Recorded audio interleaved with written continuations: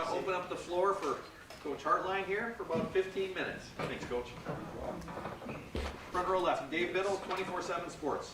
Hi, Brian. Dave. Insights on your true freshman wide receivers. Just how are they coming along? If one or two of those guys needed to step up in a big game, how confident are you in this? They're doing well. I think that, I think as of late, they're beginning more and more momentum.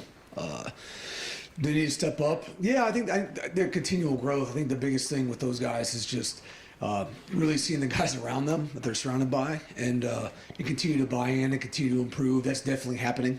I think a couple guys are really starting to kind of come out of that group, in my opinion. So that being said, there's a lot of football left, and what they do over the next 2 months will be critical for them going into next spring.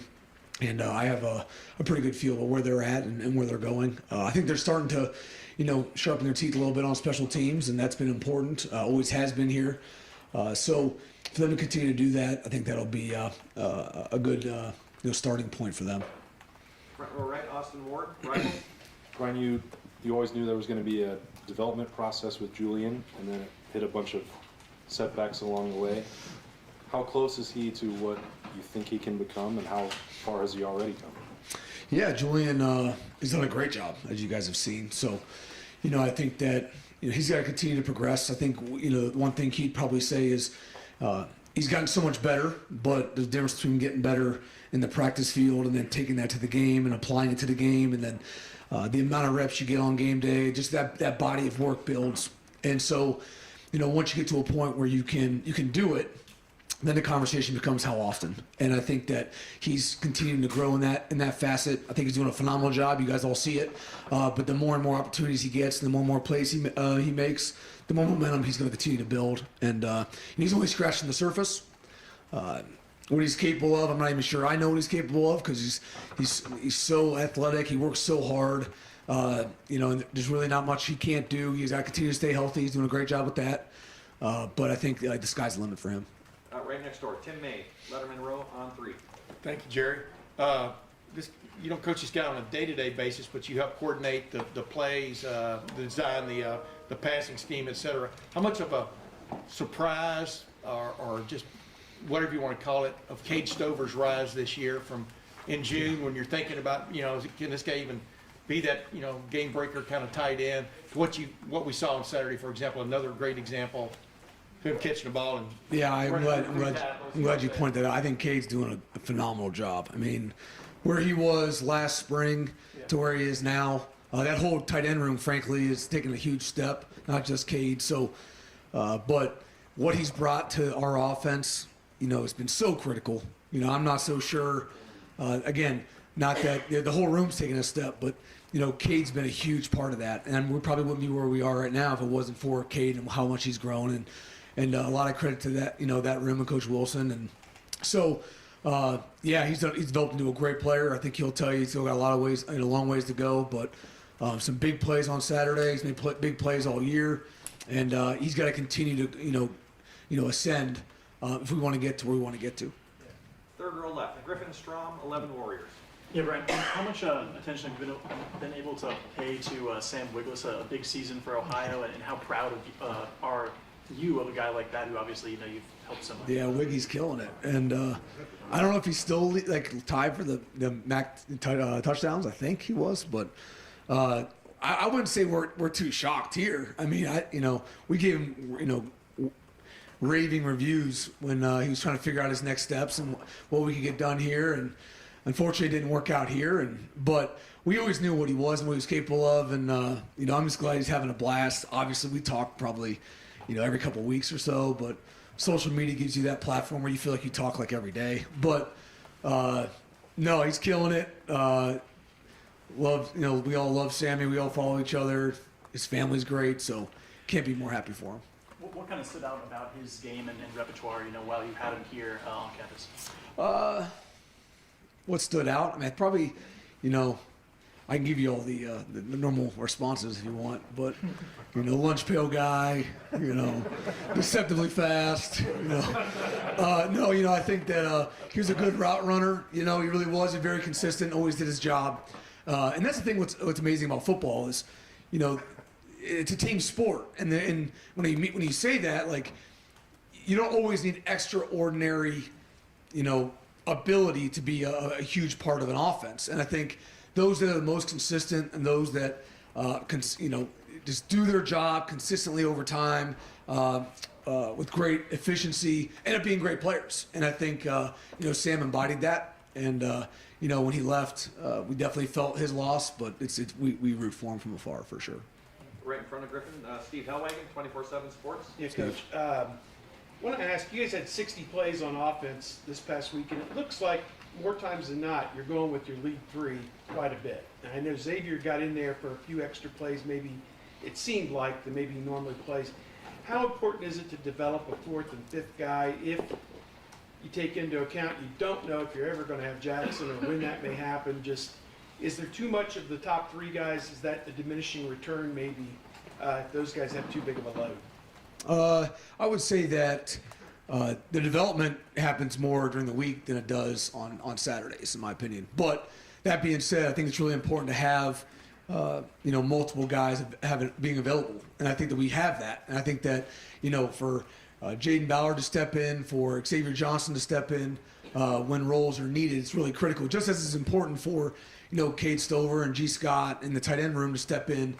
In the slot or inside as well. So we do a lot of things throughout the week, not necessarily maybe on Saturdays, but I'd say the ammunition and what we have, availability to us is being built throughout the week. Are you confident you have to go to 4 and 5?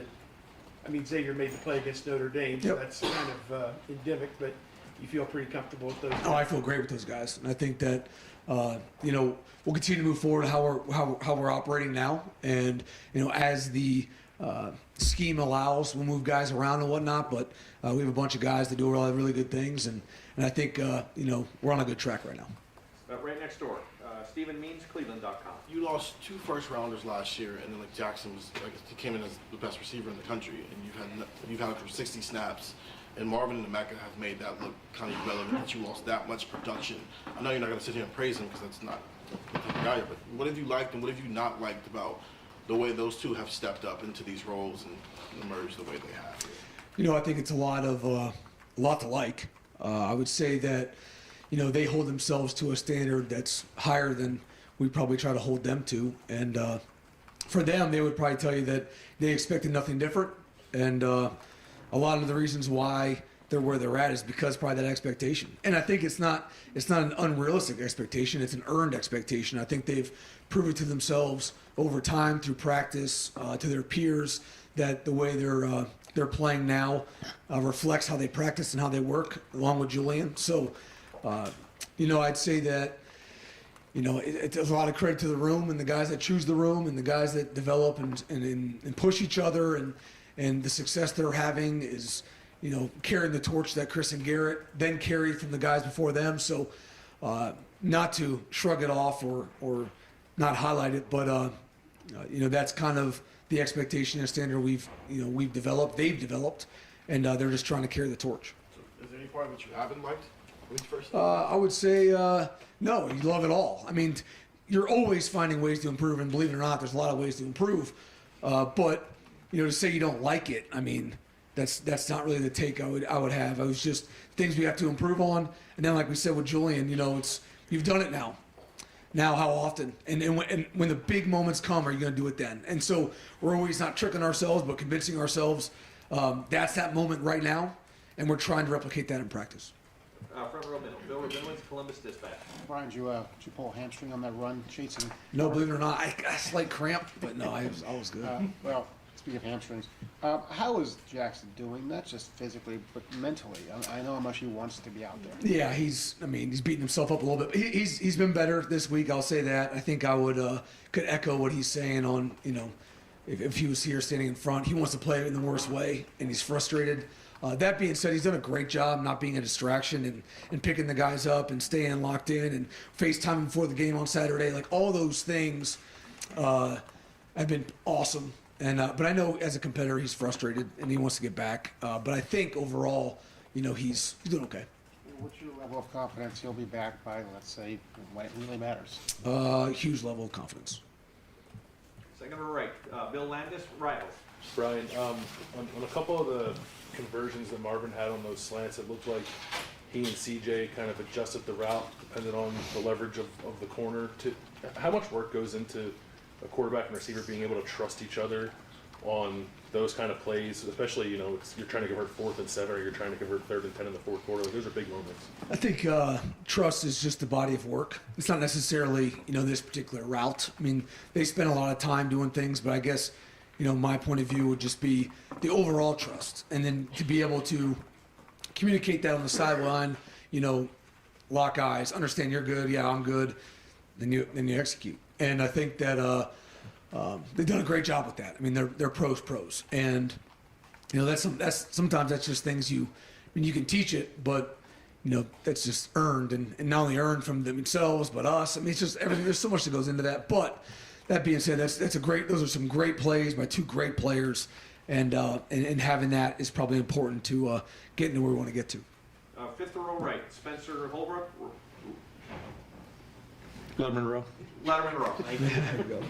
Brian, you played in the NFL for a long time. You played it here with a guy who played for the Colts in the NFL. When you watch Marv work the way he does in this building, do you see that level of work ethic and approach that it takes to get to that level? Because it seems like, to us, we keep asking about his work ethic, and it seems very professional, but you are the one who actually did it. Do you see that? Yeah, I mean, just call it what it is. It's beyond professional. I mean, there's a lot of professionals that never worked like him, and frankly, there's a lot of guys in our room that works better than pros do. I mean, that's just is what it is. But I think that the goal isn't always just getting there. It's staying there and playing for a long time, and everything these guys embody are giving themselves the best chance, and that's what it comes down to. I mean, there's levels to goals, and I think our guys across the board have different levels to goals than we even talk about. I mean, the NFL, is awesome and all, but they're first focused on their team. They're first focused on making the play when it shows up. Then maybe it's the NFL, and then it's lasting in the NFL for a long time. So the pro comparison is good, but these guys have overachieved that from a work ethic standpoint. So that's, in my mind, nominal. You had Chris for young guys to watch for a long time. Now you go to Marv for these young guys to watch. I know that you put in the work to help these guys get better, but to have a guy like Chris and then transition immediately to a guy like Marvin for the younger players to watch work, how advantageous is that for you? Yeah, it's huge. I mean, for a coach to just be able to, to point to his peer, and it's one thing to talk about things sometimes, whether it be, technically or, culturally, but to be able to directly show it in person is nothing like anything else. So, like I said, whether it's running a route or whether it's how you handle your business, there's lots of examples, great examples throughout this building, and we're blessed with that. I think that probably the skill for a coach is just identifying that and then correctly communicating that to the other individual. But it's all through this building. Deep right, Jeremy Birmingham, Rivals. Brian, I know you recruit to the culture of that room, and that's obviously part of what you look for on the trail. But in your time here, what is a normal amount of time for a player to get it? And does that just vary by the person, or is there generally something that happens where you see someone say, okay, now I understand? Definitely by the person, but and it's not just here. I would say it's probably everywhere. I think that the expectations have continually been sped up. How would Terry McLaurin have fit into that expectation this day and age? I don't even know. Or Paris Campbell, or guys that are very vastly successful now, but maybe weren't by some standards, especially in this room right now, of where they're supposed to be by their end of their freshman year. Or like, oh, we're not seeing the freshmen playing as that like what? I literally see you guys write that. So that's mind blowing to me. So I would say it's definitely by person. Like we talk all the time, right? There's goals and there's paths, and everyone shares goals and probably never shares paths. So Curtis Samuel's path is not Terry McLaurin's, but they were roommates. But I think that, it is indicative of the individual. I think, Jaden Ballard's doing a great job, but on his own path. Then maybe a Mech and Marv that were in the same class.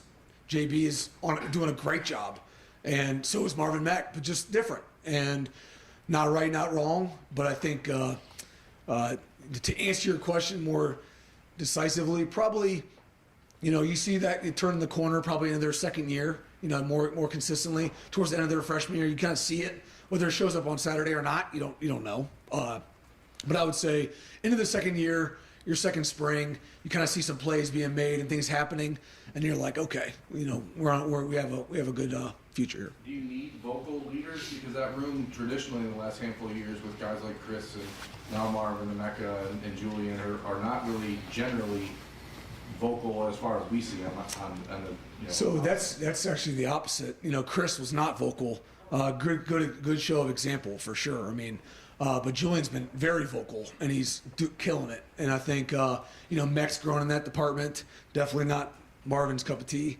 but but they all do it in their own way. And I think again, there's examples everywhere, and it's just up to the coaches and the peers and to see the examples and again communicate them effectively to who needs it. And because we're surrounded by it all over this building. Couple more. Cameron T. Robinson, The Athletic. Brian, obviously with Jackson out, it kind of amplifies the importance of you guys getting Julian back healthy. How have you seen him grow since he got back in that Toledo game? Yeah, I think, it's a combination of continual confidence, reaffirming what he knows he's capable of. I mean, everyone always thinks as an athlete you're capable of something until you're able to do it. And when those mesh, that's when you kind of see the trajectory kind of start to take off. So that's helped him.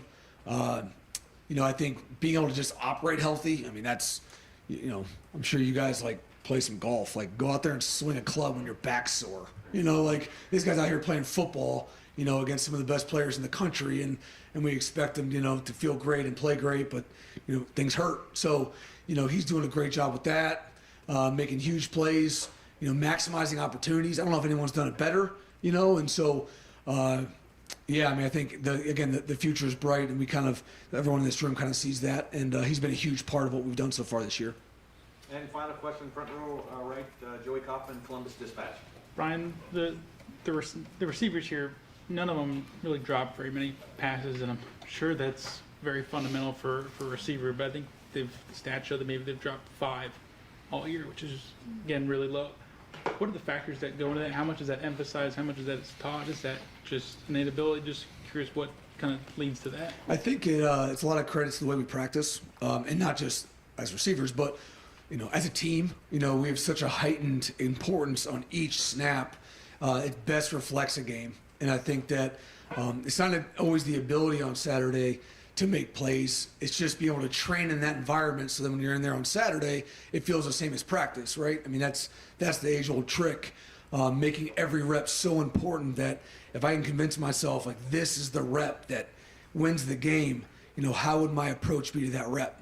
Well, if you have that approach in the game, good outcome, right? So it's just that constant mental, exercise. I think we do a good job of it. I think the coaches do a good job of it. I think the players do a great job of it. So when they're getting reps in practice, there really are game reps, and we say that a lot. There's mental reps, there's physical, there's game reps.